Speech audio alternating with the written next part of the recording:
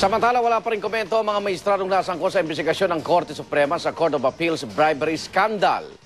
Binalikan naman ng saksi ang makulay na karera ni Associate Justice Vicente Rojas sa larangan ng hudikatura. Darito ang report.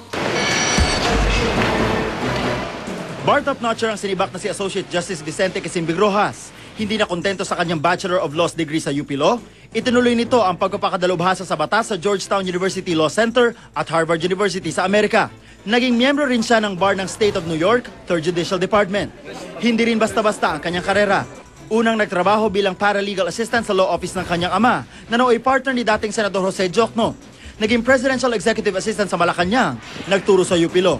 5 taon din siyang nagsilbing commissioner sa Commission on Bar Discipline ng Integrated Bar of the Philippines at naging chief legal counsel pa ng House of Representatives ng 2 taon. Pero ang kanyang 30 taong paninilbihan sa hudikatura na nagsimula noong 1975 bilang presiding judge ng Quezon City RTC Branch 227 at nagtapos sa pagkakapromote sa kanya bilang Associate Justice sa Court of Appeals, mauuwi lahat sa wala dahil sa umunoy tangkansoholan sa Appellate Court.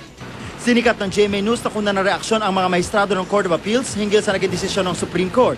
Pero tumanggi muna silang magbigay ng komento. No comment din muna sa ngayon si PCGG Chairman Camilo Sabio sa rekomendasyon ng Korte patungkol sa kanya. Pati ang negosyanteng si Francis Roa de Borja, tumanggi munang magsalita hanggat di pa nababasa ang desisyon ng Korte. Para sa saksi, Marvin Tumandao, nag-uulat. Lumakas ang bagyong Marcia habang patuloy na tinutumbok ang extreme northern Luzon. Nakataas pa rin ang public storm warning signal number 2 sa Cagayan, Babuyan Group of Islands at Batanes Group of Islands. Signal number 1 naman sa Isabela, Apayao, Kalinga, Mountain Province at Ifugao. Taglay ni Marcia, lakas ng hangin umaabot sa 110 kilometro kada oras. Huling namata ng bagyo, 320 kilometro silangan ng Apari, Cagayan. Paigtingin ng bagyong Marcia ang habagat na magdudulot din ng pag-uulan sa iba't ibang bahagi ng bansa. Nagkasigawan ng mga miyembro ng mayorya at minorya sa pagdinig ng House Committee on Constitutional Amendments tungkol sa charter change. Reklamo kasi ng minorya ang palasyo umano ang kumukumpas sa mga galaw ng mayorya sa isyu ng Chacha. Saksi si Ivan Mayrina.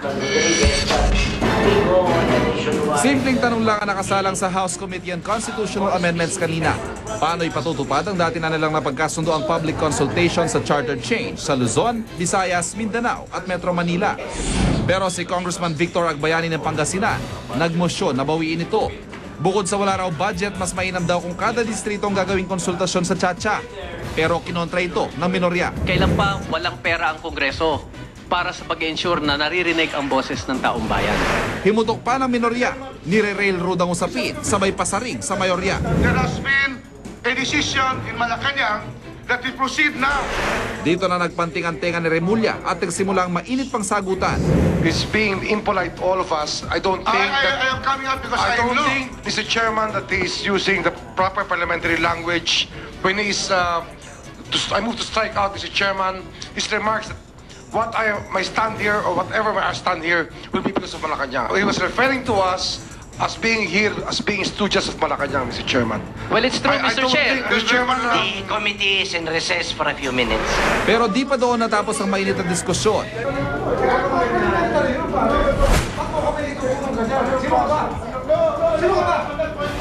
Lumamig man ang ulo sa bandang huli sa botong 12-4 na naig pa rin ng mayorya na gawing kada distrito ang konsultasyon. Itutuloy ang pagdinig sa September 23. Ako si Ivan Mayrina, ang inyong saksi. Samantala, nakabiti naman ang desisyon kaugnay sa pagtataas ng presyo ng tinapay. Ayon sa Department of Trade and Industry o DTI, patuloy ang pagpupulong nila ng mga flour millers at bakers. Pero ayon kay Simplicio Umali Jr. ng Philippine Baking Industry Group, tuloy na po ang kanilang dagdag presyo sa tinapay at ito'y sa darating na Lunes. 150 per loaf bread at piso kada 10 pirasong pandesal ang dagdag presyo. Paliwanag ni Umali, bukod sa pagtaas ng presyo ng harina, tumaas din daw ang 15% ang halaga ng plastik na pambalot sa tinapay. At magsisimula na po sa Lunes ang Survivor Philippines, ang pinakabago at pinakaabangang reality show ng GMA. Tampok sa Survivor Philippines ang 18 mga napiling castaway at ang kanilang mga naging karanasan. 39 na araw ang binuno ng mga castaway sa Kota Rutao sa South Thailand. Ang Survivor Philippines ay franchise ng pinakamalaki at pinakasikat na reality show sa buong mundo. Sa isang zoo sa Japan, agaw attention po ang mga polar bear na kulay berde. At musika ng Beatles, nakakapukaw daw ng positibong mga alaala ayon sa isang pag-aaral. Narito na po ang mga balita mula sa iba't ibang panig ng mundo. Ilang gusali ang animoy nilamon ng lupa matapos matabunan ng landslide sa China na ikinamatay ng 34. 35 iba pa ang nasakta sa pagragasa ng magkahalong putik at mga bato. Di pa matiyak kung ilan ang nananatiling nakabaon sa pagguho. Habang buhay na mabibilanggo at hindi mapibigyan ng parol ang inang si Sheena Arnold matapos siyang hatulang guilty sa pagpatay sa kanyang baby na isinalang niya sa microwave oven noong 2005. Sa kabila yan ng pagpipilit ni Arnold na may ibang pumatay sa kanyang anak. Ilang linggo na lang kaya't lalong nag-iinit ang election campaign ni na presidential candidates John McCain at Barack Obama. Dikit pa rin ang dalawa sa latest survey. Pero ayon sa mga analyst, malaking tulong daw sa pagpapaikli ng lamang ni Obama ang pinalakpakang mga patama sa kanya ni Republican Vice Presidential candidate Sarah Palin sa kanilang convention. Hindi lang mga alaala ng Beatles na nabubuhay para sa maraming Briton na lumahok sa isang pag-aaral. Nagpapaalala rin daw ng mga detalye ng kanilang buhay ang mga hit na awitin ng British band. Karaniwan din daw positibo at masasaya ang mga alaalang ibinabalik ng pagtugtog ng musika ng Beatles. Hindi na white as snow kundi berde ang kulay ng mga polar bear na ito sa isang zoo sa Japan. Ilang bisita tuloy ng zoo ang nababahala na baka nagkasakit na ang mga oso. Pero pagtitiyak ng zoo, babalik din ang kulay ng mga polar bear. Nagkulay berde lang daw sila dahil sa lumot na nagsulputan sa kanilang paliguan. Binaha naman ng mga tsokolate ang Specialty and Fine Food Fair na ito sa London, United Kingdom. Sadyang pinaglalaanan ng isang lugar ang mga tsokolate dahil na rin sa kasikatan nito. Bagay na di katakataka dahil 1100 BC pa lang ay may tsokolate na. Hit pa rin ito sa ngayon gaya ng napatunayan sa mga dinarayong display ng tsokolate sa fair.